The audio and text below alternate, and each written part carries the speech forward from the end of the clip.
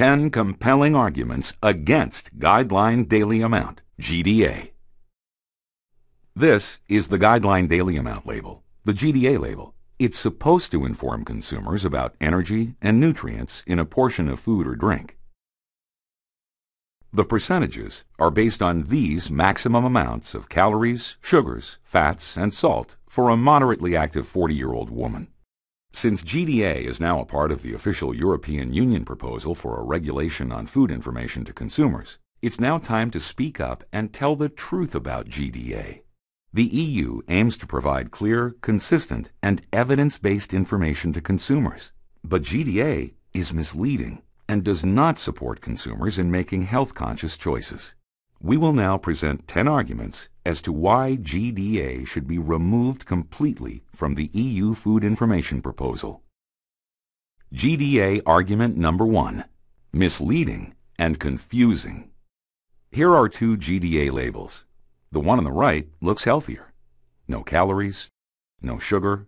But look, it's not like that. Here's another example. They look very much the same, but they are not. Food information must be able to clearly differentiate between healthy and unhealthy foods. GDA argument number 2: the incredible shrinking portions. This is 175 grams of potato chips. The GDA says 11% of daily max of fat. That's not so bad, but in fact, the package contains 53 grams of fat. This is 75% of the daily amount of maximum fat, not 11. What happened? The food industry agreed, all on their own, to label the chips based on a very small portion of 25 grams only. This makes the chip look less fatty. This portion trick is also used on sweets, sodas, biscuits, and other unhealthy products. But honestly, the portion trick does not make the products any healthier. This is 25 grams. How much do you eat? GDA argument number 3: portions doomed to failure. GDA based on portions and portion size is a major problem. The smaller the portions, the healthier a product looks. So the food industry decided on very small portions. Therefore, it's been suggested that EU develop a set of official portions. But this is impossible. Nobody can or should establish recommended portions for foods that consumers should limit or even avoid. And no portion fits all. People need and eat different amounts, depending on age, sex, hunger, and liking. Trying to repair the fundamental portion problem is only in the interest of the food industry. There is no solution to the portion problem. GDA argument number 4: guaranteed obesity for kids. GDA is always based on the 2,000 calories needed by a 40-year-old moderately active woman. Also on foods specifically intended for children, like this Danonino. It claims to have 5% of the calories. This is Anne. She's 2. She needs only 1,000 calories a day, not 2,000. For Anne, this GDA is off by 100%. Therefore, GDA might actually contribute to, and not reduce, the fast-growing epidemic of childhood obesity in Europe. GDA argument number 5: natural foods lose out. GDA is focused on fats, sugar, and salt.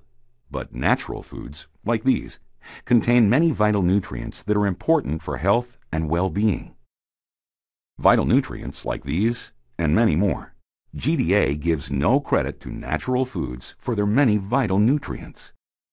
GDA argument number 6: the magic of small numbers.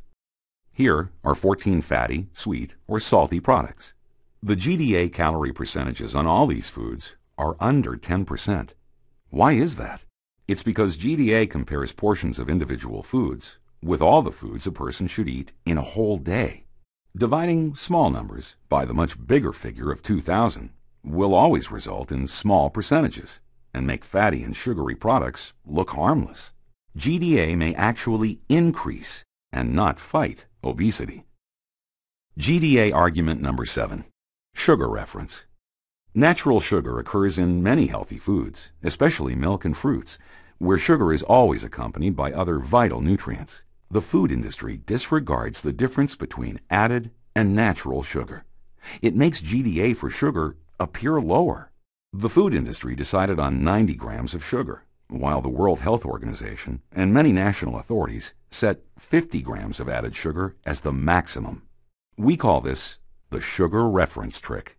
Take a look at these Frosted Flakes from Kellogg's. The GDA says 13% sugar. Without the sugar reference trick, it's actually 24%. 24% could make parents think twice. The sugar trick also makes the Frosted Flakes look healthier than an apple. The food industry argues a calorie is a calorie no matter where it comes from. Technically, they're right. But when it comes to fighting obesity, it is important to limit empty calories. Objective food information should not hide natural sugar, so removing it from the sugar reference is also not an option. There is no solution to the sugar reference problem. GDA argument number 8. It all adds up. This is Juan. He's 9 years old. His soda has 27 grams of sugar. This is less than a third of the daily sugar limit, or so says the industry. But he doesn't stop at 250 milliliters. He drinks the whole bottle, just like most kids do.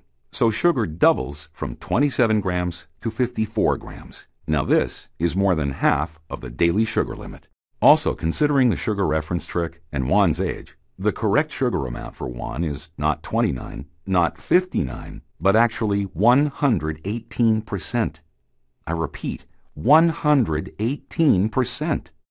Such food information should not be legitimized by the EU. GDA argument number 9. The magic of many numbers.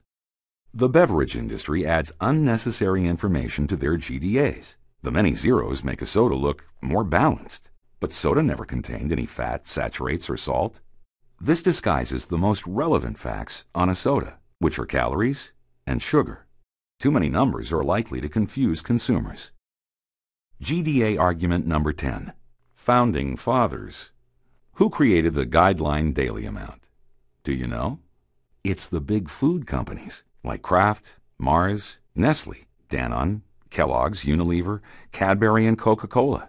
They argue that GDA is already here and therefore GDA is here to stay. Let's show them that they are wrong. Food information is too important to be left to the industry. Let's join together and fight GDA.